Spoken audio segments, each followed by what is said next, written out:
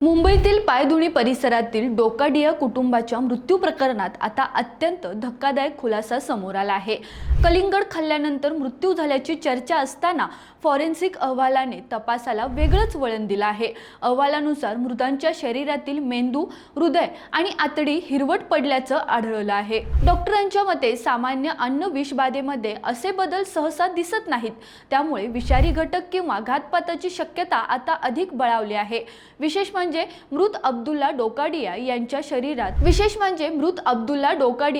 शरीरात मोर्फिनचे अंशही आढळल्याची माहिती समोर आली आहे। 25 एप्रिलच्या रात्री कुटुंबाने बिर्याणी खाल्ली आणि नंतर कलिंगड खाल्लं होतं। दुसऱ्या दिवशी सकाळी उलट्या, जुलाब आणि चक्कर सुरू झाली। उपचारादरम्यान 4ही जणांचा मृत्यू झाला।